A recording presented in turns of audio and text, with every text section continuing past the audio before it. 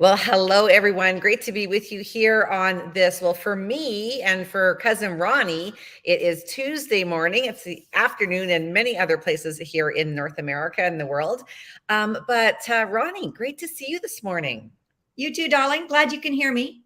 I know, me too. Well, Ronnie and I really are cousins. We call ourselves sister cousins because we really grew up together in Regina, Saskatchewan, Canada. And I know we've got some Canadians listening to us here today as well. But Ronnie, let's see, how old were you when your mom moved you and your brothers out to British Columbia? I was 10 years old. You were 10, so I was 9. I always like to make sure everyone knows I'm the younger cousin. It's never going to change. It's just the way it's going to always be. So, might as well put it out there.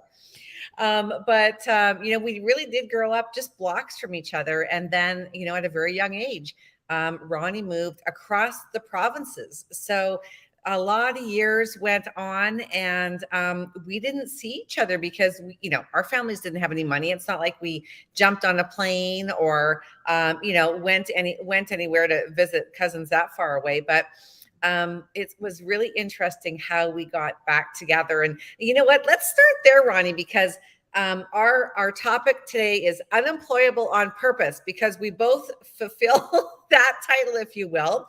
And it's really kind of cool how now for many years we've worked together and just have this great life with one another that we remember from the past. So why don't you start off and let everybody know kind of where were you when we reconnected? And I got to say a big shout out to Sion, a friend of mine who's dialing in from Edmonton. Hey, Sion, great to see you in the room. Myrna, I think those first 10 years are so important because so much bonding happens when children are young. Right. And I wonder, if we didn't have those first 10 years, would we have the years that we have now? And I'd say no. But because of that bond, being able to reconnect was like seeing each other yesterday. So it's kind of an interesting story, though, because, of course, my mom received a letter from your mom. And in the letter, it said that you had quit your job and you were working for Thrifties, I think, at the time. No, I was with Lady Footlocker. Oh, no, you're right. You're right. I was with Lady Footlocker and then I was with Thrifties, but that was just a short window. So what I remember is that you sold shoes for a living. Right. Which honestly didn't sound really exciting. And then you're with Thrifties and I'm thinking, oh, like jeans. And anyway, as I was reading this letter to my mom, it said that you had quit your job and you'd started your own business. Right. And the letter that your mom sent over said you were earning a 6-figure income. And well, I was intrigued. You're my little cousin. So how come you're doing it and I'm not? But right. I wasn't intrigued enough to call you because you know what, back in the day, and maybe it's even like this today, there's a lot of people that kind of say they've started their own business, but what they've started is some type of a home base, like a multi-level marketing or a party plan. And I just thought, if that was your thing, it's not mine. And I let it go. Yeah. But I had children. You didn't have children. This was the big difference in our lives. You went on to be the career woman. I went on to be the mama. So yeah. 4 children. Yeah. And my youngest was just starting grade 1. And I'd been out of the workforce for 12 years already. And so I decided it was time to go back. And my background's numbers. So I thought I would get my securities license. Right. And everybody at school knew what I was doing. But one of the moms there said, if you're looking for something, I really think you should take a look at this company. And then when she mentioned it, I said, I know everything about it. My cousin is the founder. Now, this is so clearly I knew nothing. I just figured, I just thought. Right. I knew. Right. Yeah. Anyway, she straightened me out. That wasn't it. You and I, of course, connected, had a great time, and I couldn't ignore what was going on. And though my background was numbers, well, I shouldn't say though. The fact that my background was numbers allowed me to take a deeper dive and really look at the back end of the company, which intrigued me. I didn't understand a few things that were going on, a company that was debt free and doing really well. Anyway, so here I am now. Yeah. And it's so funny because this perception we both had of each other, because like you say, we had that 10 years of growing up together, but then, our moms, the sisters are, writing letters the good old fashioned way back and forth, filling each other in about their daughters. And, I just basically thought you were a mama. I mean, you had 4 kids, a dog, a husband. And I do remember, though, I don't remember how, but I knew that you actually were very entrepreneurial in the sense that you had rental properties. Because I thought, I mean, let's face it, for those of you listening in that don't know anything about Vancouver, Canada, and San Francisco are always competing with who's more expensive, like as far as living there, dollars per square foot if you wanted to purchase a home. So where Roni lives is really expensive. And I thought, wow, she's a mom, like my fancy mom cousin, which is so funny to think about that now. But she's obviously very smart and she obviously has money because how could she afford her own house, let alone having rental properties? So, you definitely are a numbers person. So when we got together, I thought, if you actually listen, Okay, that was the first challenge. the first challenge. If you actually, I remember sitting and like having tea at your table with like 2 babies running around. Well, not babies, but little ones. I thought if you actually are listening to what I'm saying to you, like you might get it. Like you might get it. And then after us doing that, I remember going home and saying to Mark, "Oh my gosh, I don't know. My cousin, like remember I called you Frugal Freddy because you're like with a large family. I mean, you were very, very, again, numbers person, always on a budget and making sure you didn't waste money anywhere. That's why you could afford those rental properties, right?" I just need to point out that Warren Buffett still lives in his same house. Okay. Yeah, exactly. I know. Well, it's true. It's true. I needed to learn some things from you rather than living on credit card debt, which is what I grew up doing. But I'm so forever grateful, that you actually decided to listen. And, of course, as a person who doesn't have 2 leggeds running around, and your house is crazy. I thought, is she hearing anything I'm telling her or showing her? Because I kind of took you through that overview and you heard me loud and clear. In fact, you got to let the folks know, like the next thing you did is you got in your car with your husband, with your kids, and you came to Alberta. Well, it's interesting. I think analytical people sit back and listen. They become intrigued, but they don't become excited. Right. Like people wouldn't know that we're excited, but I was. And yeah, I was coming out to Edmonton anyway. We were actually coming out for Thanksgiving to see other Right. family members. But the next intriguing part of this story is you married a fellow that I went to high school with. So I was like, this small world story, was it meant to be? And I thought, I remember actually, it's so funny. Mark had purchased a new car. Do you remember what it was? Was it the Chrysler? It was a 7 Series. Was it like a oh, 6 or 7 Series exactly Beamer? that. Yeah, yeah. Exactly. He always wanted to have a BMW. That's right. And I was like, oh, come on. Like, Mark was a year younger than me in school. He was chubby, he had these thick glasses.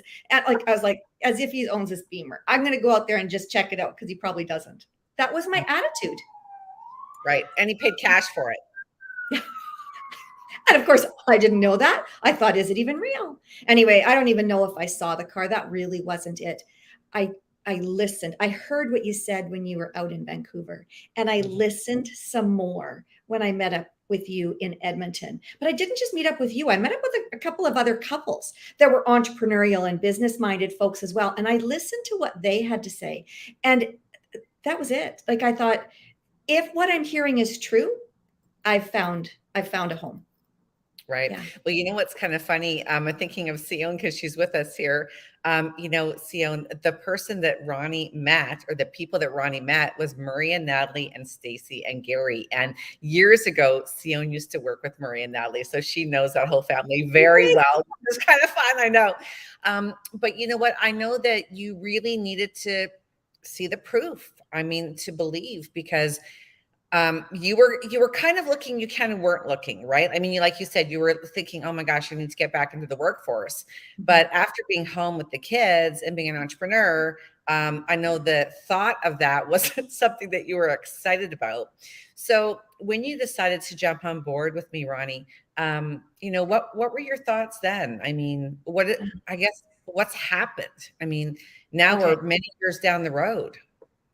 So back then, honestly, I didn't see this as my dream job. I love numbers, finance. put me in a cubicle with no people, four little walls, throw some paper at me, and I'm in my glory. Mhm. But what I saw is that I could create my dream life. Right. And when you're analytical, that supersedes everything. So I thought, okay, I'll buckle down. I'll do some work. I think it was tough though for me to be, let's call it coachable. Do you remember? Yeah, I do remember. Because why did I want to listen to my little cousin and some guy I went to high school with that was in a grade below me, you know? Right. And so you helped me get started. And then I thought I could do my own thing for a couple of months. And then it was actually Mark who Yeah. really had to sit me down and have that hard conversation to say, if this is something that you want, then you got to follow us. And I think that was really humbling for me to see that how important that was. But I think it was really important early on in my career to realize that I was probably going to come in contact with people like myself. So people with egos who thought they knew better, and Right. how to handle them. Because working with numbers, I didn't have people skills. Mark had people skills. You Right. had people skills. The two of you were used to working, out there in the retail world. That was not me. So I had a learning curve. Sure. However, You know what? I remember too when we were going through that. Um, and again, you weren't used to having systems in place to follow. You were used to creating that. So sort of giving that up and just, success leaves clues. And there was so many clues in front of you that, thank goodness it only took you a couple months to go, okay, I surrender. I want to follow that success cycle and do what I want to do here. So let's kind of talk about that and talk about lifestyle, because I know for you that was really important. And I think about all the things that you've been able to do with the kids over the years. I mean, top of mind, I think about, both Tech and Bryn being able mhm, to ski full time. Talk, 40,000 a year for each of them. so talk about that. I mean, most Okay. people might go like, what, wow, if I could, give my kids that sort of opportunity. I mean, what did that look like for you guys? Okay. So let me back up a bit Yeah. because keep in mind the last time I worked for an employer, I was 22 years old. So I just want to be clear that I was really stuck in my ways. You said it really nicely that I created my own systems. Yeah, I just wanted to do it my way. When you said I was entrepreneurial, I owned revenue property. I got to make the decisions about who got to rent the place and how much the rent was and whether or not they were having to move out if things didn't go well. I had four little kids. I was a mama. I had a husband. Everybody had to listen to me because if mama ain't happy, ain't nobody happy. Right. So all of a sudden, here we are with business partners. And I had to keep reminding myself at the time, do I want what Myrna has? Mhm. Do I then need to listen to what Myrna says? And that was something I had to say to myself over and over again. But you are correct. The income that was created did allow my two younger girls to be in ski racing and to race all over the world. I mean, it was interesting because, of course, when they were racing on the Alps, the high school out here would have to send their final exams, to them around the world. And keep in mind, us parents, we always think that our children are going to become prima ballerinas if we put them in ballet, or NHL hockey players if we put them in hockey. And my girls definitely thought, wow, the Olympics would be fantastic. But the real reason was this. I had their older brother had gone through some real troubling times and with drugs at a very young age, 14 years old. And all I wanted was to ensure that my girls would not go through the tough times that he did. And I thought by keeping them active in something they loved. And so I would have put any amount of money out on the table if I had it. Because remember, I'd never go into debt for things. That's not my MO. Right. I had to make the money to be able to do that. But let's complicate things.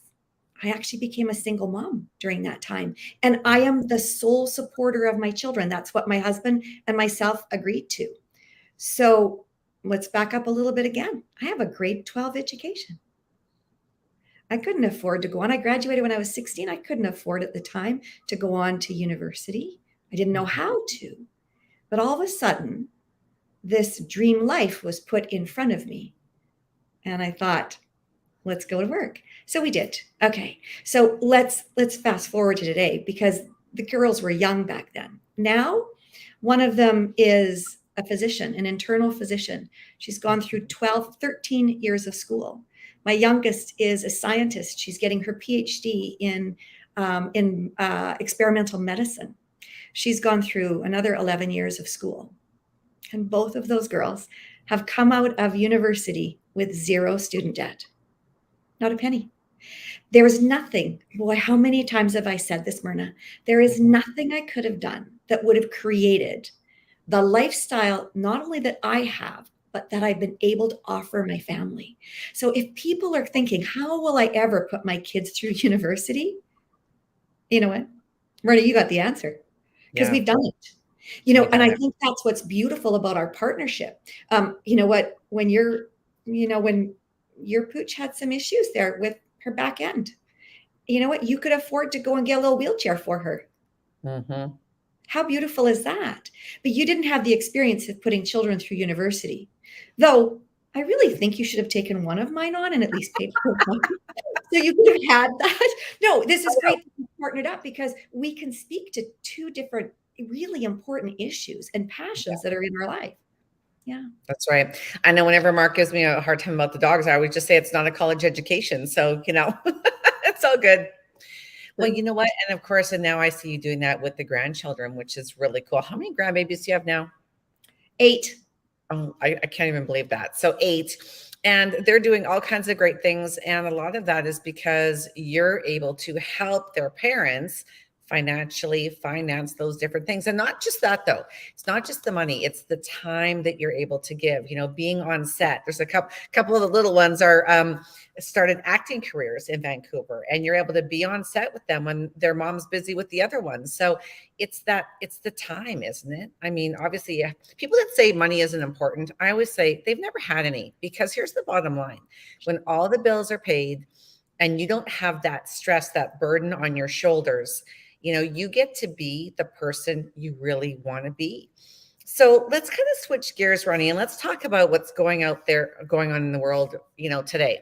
So I wrote a couple things down to make sure I've got my numbers right. But, back in March, I read an article from the Bloomberg Economists, and they said that Americans should budget an additional $5,200 this year just for kind of everyday expenses. Hold on, So 5,200? $5,200. $5,200. Okay. Right. So I'm assuming in Canada, you're kind of seeing the same thing. Yes. The reason I was clarifying that is I thought you were saying $50 to $100. No, you're saying $5,200. Yeah, we're looking at more like 7,000 up here. Yeah. Crazy, Mhm. right? Well, you know what? And, I find in my day-to-day conversations with people, there's some people, they're just on top of it and they know what's going on. They already see it. They're already feeling it. They know what's coming. Here's the thing. We are in a recession.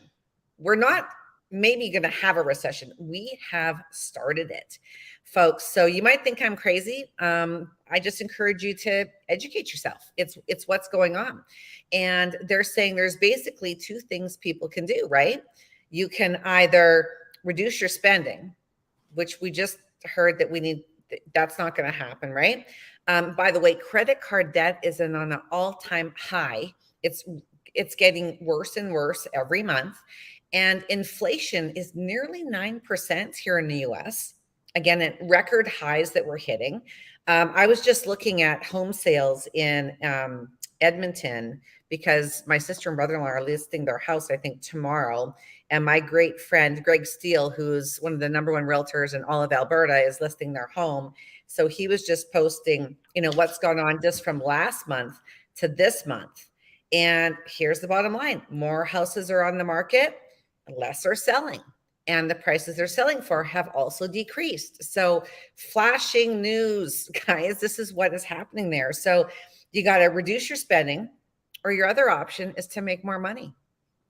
So here's the situation. And just like Roni, all those years ago, decided to become open to taking a look at what we now refer to today as the gig economy and e-commerce. So Ronnie, what are you seeing as far as, in your world and where you're at in regards to what I've just been addressing? It's a challenge for people to spend less money when they're used to spending the amount they need to live, because Right. that's what the majority of people are doing. It's actually, I looked up some stats, 332 billion in credit card debt right now, which is an increase of over 72 billion from the previous quarter. Wow. Now, when we talk about the gig economy, 1.6 billion companies closed during the pandemic. Now, I'm part of the gig economy. What do I love about it? Well, I've talked about my lifestyle, which is beautiful. But Myrna, you mentioned it. It's the amount of time and the freedom that we have to do what we want when we want. I'm not Mhm. beholden to an employer. I'm unemployable. Absolutely. And unemployable on purpose. Okay. I can't go back to a 9 to 5 when they tell me when to take my lunch break. Right. I need to be able to say that I need to be on set for 5 days. Done. And I can. I need to be able to work remotely, to take my computer with me. And then when one of the little ones up in front of the camera, I can be on my computer if I so choose. To me, that's the key. It's Yeah. not just the money. Money doesn't buy happiness. It buys all the comforts and Right. time freedom. Well, during the last recession, we helped over 300,000 households earn additional income. And for a lot of people, that saved them. That was their saving grace. And you're right, it just gives you that peacefulness that you're not stressed out, every month trying to figure out, okay, how do I put gas in my car to get to work? How do I buy groceries? How do I pay for those extra curricular activities that the kids are typically involved in, whether Mhm. it's sports or piano lessons or acting lessons or whatever they're doing. And I think, right now, what we really want people to know is we are gearing up and we are adding new business partners to our team. And there's nothing that gets us more excited to jump out of the bed every morning than when we have new partners to team up and mentor. So I know that you're doing the same thing in your neck of the woods. Well, if you have a choice between a 9 to 5 job where someone owns your time, Right. or you have the time freedom and you can create more income, which would you choose? Now, the challenge is this, it comes down to education. People have become very complacent with what they have, and they're thinking, I need to hang on to that tight, even though they're living credit card to credit card, because it's beyond paycheck to paycheck anymore. And, Mhm. but they're saying, I need what I have here. And what we need to do is to sit down and say, let's show you something else. And you can take a look, dive deeper into it, and make a decision. Awesome. Awesome. So, Ronnie, cousin Ronnie, I'm so excited. I'm going to see you in a week and a half, I right? know. At our global headquarters, which is going to be really fantastic. I can't wait to give you a big hug. I appreciate you. I appreciate your leadership. And, you have been such an amazing influence on so many people, living, working alongside you and seeing what you can provide as a leader. And I guess do you have any closing thoughts or words of wisdom that you want to leave with everybody listening in today? Okay, so is it because we're cousins we want to wax on about each other? Or is Well, it no, 'cause because I could tell them some crazy stuff about you. Should we talk about your I mean, 50th birthday there, party? I think there's one element because we're related. That there's no doubt. But when you the fact that I've been able to work with a strong businesswoman, I didn't have that opportunity before. And I don't know who's listening to this, but here's what you need to do. You need to meet Myrna's pooches because they're really adorable. No, you need to call her or talk to her, or however you guys are going to connect. But you need to listen to what is going on. I mean, you know what's going on out there in the economy. You know what's going on in your own household and with your family. You owe it to yourself to take a look at what's happening here. And Myrna's your gal. Awesome. Yeah. Awesome. Well, thanks, cousin Ronnie. Love you to the moon and back, and we'll see you soon. In a week. Bye for now.